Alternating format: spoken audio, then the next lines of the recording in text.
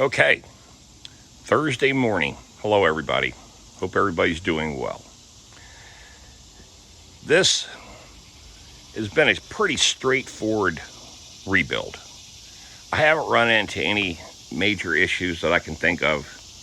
Some of the boards are pretty tough to take off. But all in all, everything's coming out pretty good.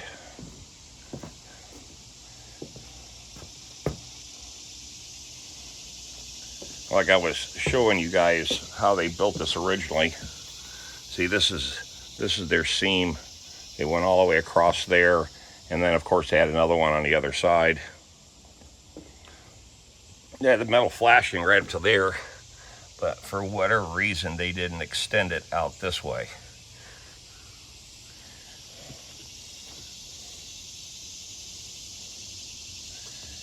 Now, the part I was sharing with you the other day about this transition, this is how this transition works, okay?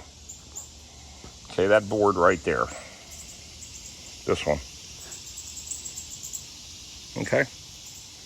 So, everything on that side over there is all within a half an inch.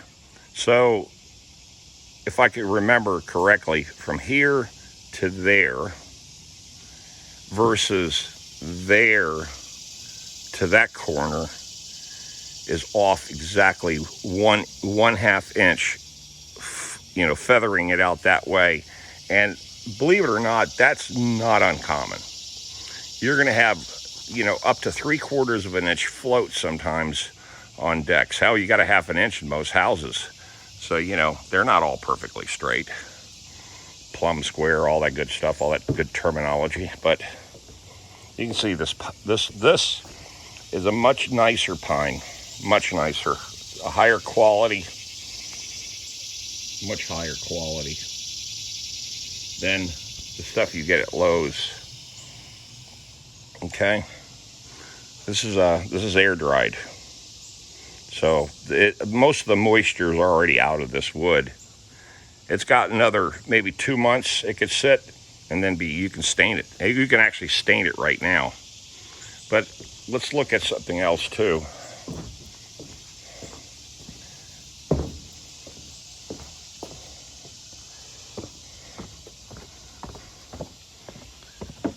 All right, so I finally got all the lattice removed, cleaned up all my edge lines, all the little plants that were growing, kind of just pulled all them out, getting everything staged.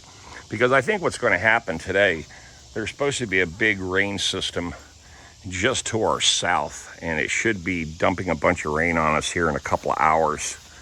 In fact, you can almost smell rain in the air. But they also had their boards, they had them, stuck out to about right here, this overlap. And I don't like overlaps. To me, this is better. I like that flush cut. That's just me, okay?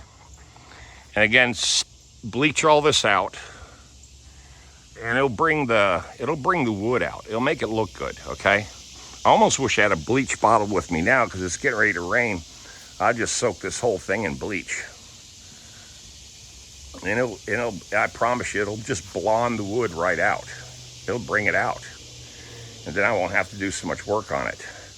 I gotta do a little sanding. This is the problem post here that was twisted.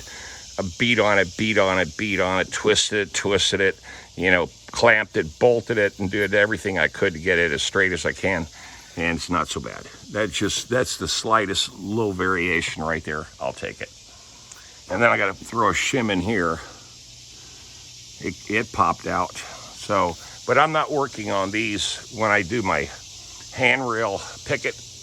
I'm going to really focus on these 6x6s, sand them down, clean them up, and just do what I need to do. Now, I got a buddy of mine, been dying to go to the beach. My bookkeeper, she wants to go Saturday. Hasn't been all year. In fact, probably last 5 years she hasn't gone. Been begging me, take me to the beach, take me to the beach. I'm like, okay, I've been out here. I've started this deck Sunday. Okay, that's bringing in all the lumber. That was basically just staging the whole place, okay? Just staging everything. And then really basically got to work on Monday. So from Monday, and it is now that time in the morning on Thursday, I've gotten this far. And this has all been screwed down, obviously. I've already screwed all this down. I've already screwed all that down there. I got 9 boards to bring up. And so far, like I said, I did not want to cut these 20 footers. It's just a shame. You know, it's such a nice piece of lumber, expensive lumber. And look, they drop right in.